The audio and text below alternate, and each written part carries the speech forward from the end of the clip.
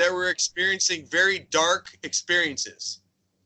They both described the experiences within the UFO context, that they were aliens, maybe reptilians or grays, that were involved in their abductions or the events that were taking place in their life, which they describe as abductions, but we really don't know if they're taken anywhere or not. It's one of the big gray areas of abductions is we can't really say for sure what's happening to these people. So after reading several books, especially Andra Fell's book, she seemed to be the cutting edge of protecting yourself from a UFO abduction. Nothing seemed to help either of my two friends.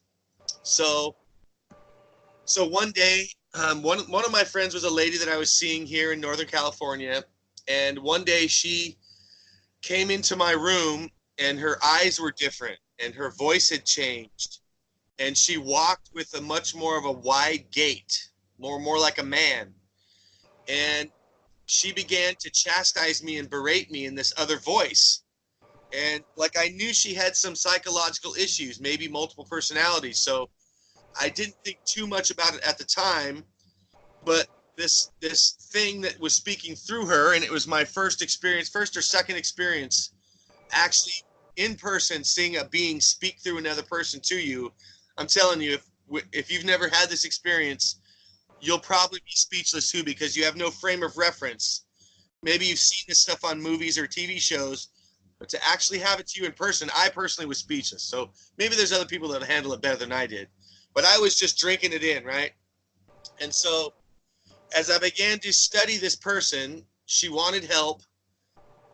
We isolated 5 of her characters. One of them had the name of Armand.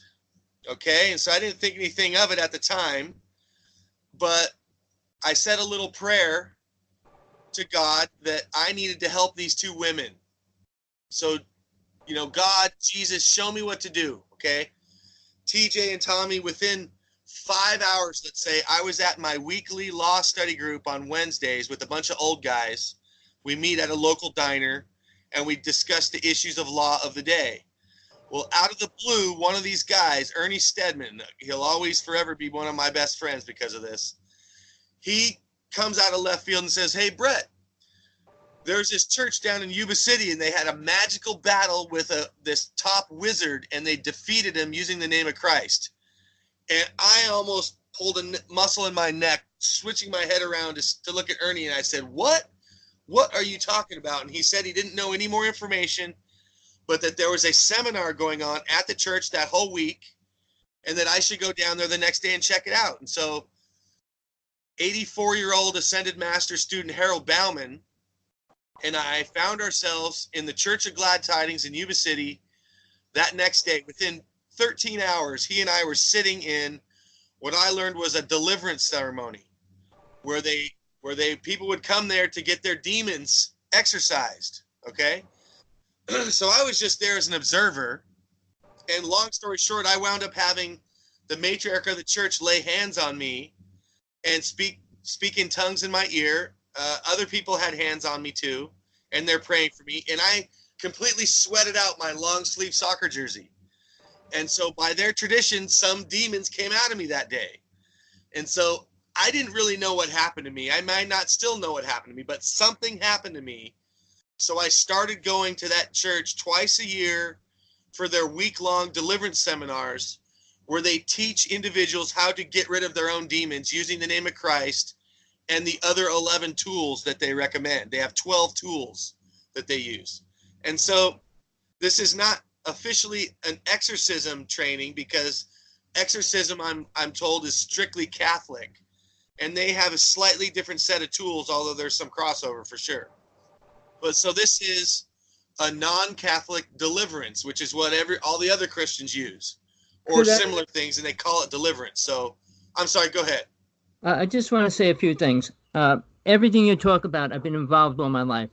I was doing psychic implant removals for years. I was doing exorcisms for years, and I was doing past life regressions.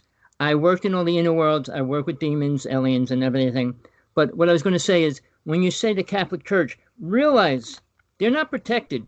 When they do exorcisms, now, the original Exorcist movie You have to realize that was a boy. It wasn't a girl.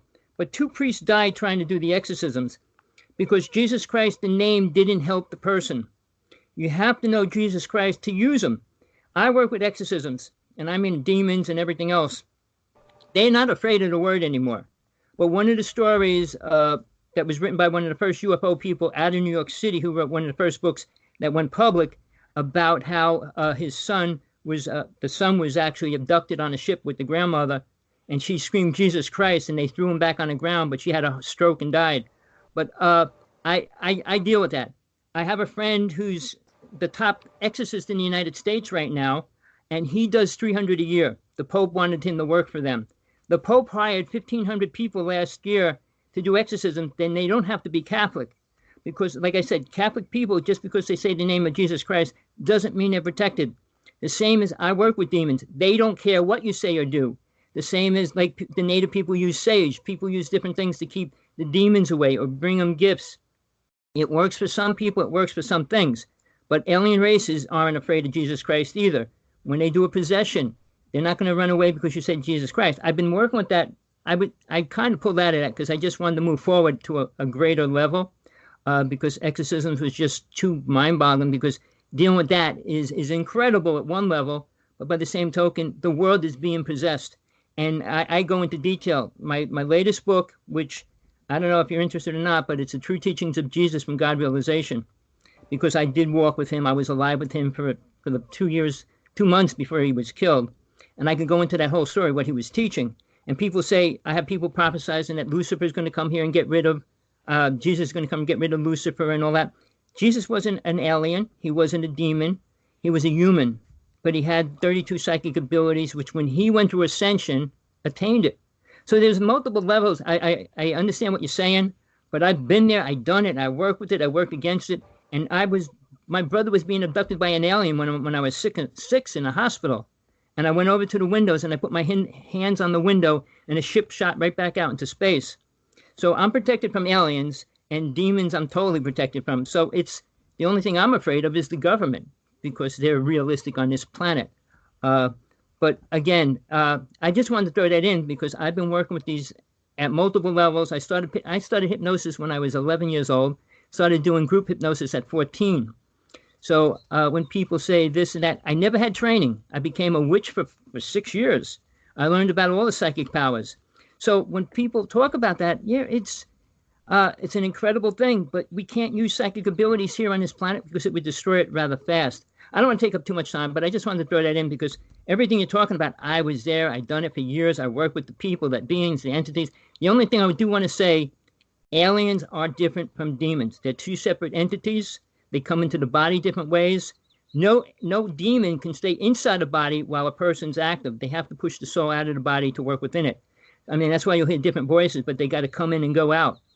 But as far as aliens, they can take over a body. It's a totally different game when you have to exercise. So my one friend, he exercises aliens as well.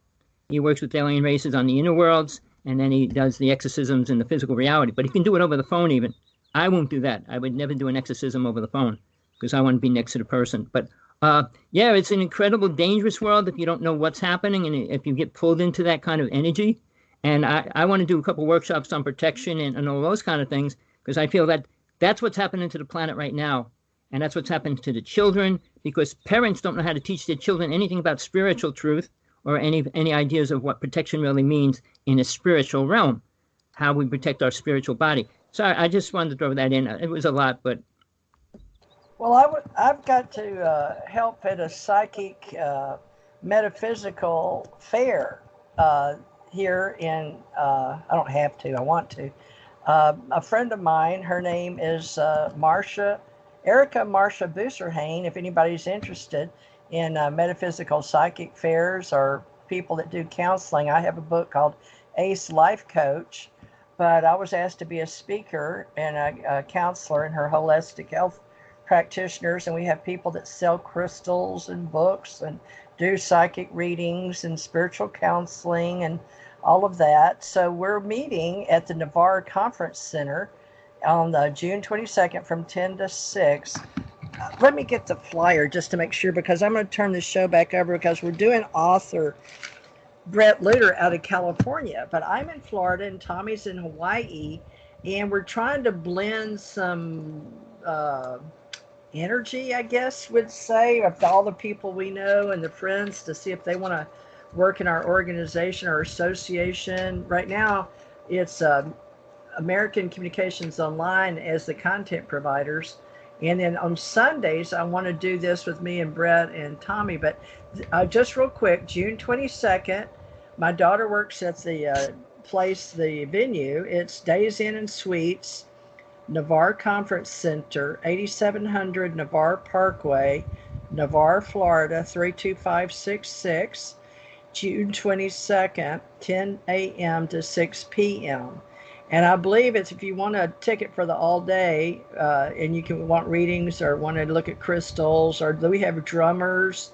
I've been 2 years in a row, and we have one in 6 months, January and June. So I promote psychic and metaphysical fairs here in Gulf Breeze. We had James Van Prague, if anybody's heard of him, in 2018, and I like him. There was 2 television shows, but probably Bret knows more about television being in Hollywood. I had an office there for 5 years, Bret, and I was in a movie made for television, When Will I Be Loved, with Stephanie Powers. And I got my 2 children, Angela, who lives with me now, and the one that died is in a cult classic called Witchcraft 3. And you can get it, folks, Witchcraft 3. My 2 daughters are in it. Angela played a model, but Gigi was only 16, the one that just died here. She made it to 45, and she is the co-anchor owner of my church and my club, ACO. And she's the one that taught me about the word Ohana, and she and I lived in Hawaii. But since I moved to Florida via the United States of America and traveling the world as an investigator, I worked for DOD and DON and the intelligence community in and out of country, and did actually finding of fact. Just get the facts, ma'am. Who, what, when, where, why, how. So it's like being a journalist. And then when I came back here with my husband, we were journalists and we worked for newspapers, but we had worked cross country driving trucks. And I learned a lot out of country, that the way we see things and the way we hear a newspaper and television and broadcasting isn't the same. So when I was in Africa and I saw what they were saying on television and stuff, but I was there, it wasn't the same. So I had to learn, even in uniform or out of uniform, that just because we think we're doing something for the right may not be. So, you have to live your life and create your own spiritual journey. So what I got into was promoting people's life stories. So that's why I created our ACO and ACE Folk Life. And not too many people can understand the difference between myth or history. But after listening to Bret Lueder, he was on my show once or twice before. He had an interesting outlook as an observer. And he reminds me a little bit about me, I don't want to be in just one religion. And my God says God has no religion. And Tommy sort of ascribes to that. So we're trying to pit together California, whatever he stands for, Bret Lueder, and all those people he goes to these events out there, with my events here in Florida, and Tommy's in Hawaii. So I'm calling it Ascension Church Ohana under my ACO flag. And if you're interested, we have the ACO Association.com, and I fly all my professional groups, our entrepreneurs and my authors club, all together, because I don't want all these different, you have to keep up companies with money. It takes money, and I don't want all these accounts. I've got all these websites and different radio shows. So what I'm trying to do is have 2 accounts through PayPal. One's TJ Morris Agency at Gmail, and the other is American Communications Online.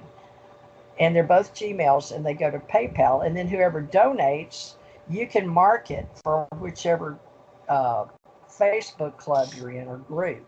And so we'll invite you to do that. And then we've got it on Patreon, and I'm going to ask Bret to make him a Patreon.com if he doesn't have one already. Mine is Patreon.com Teresa, it's / Teresa J. Morris, Morris,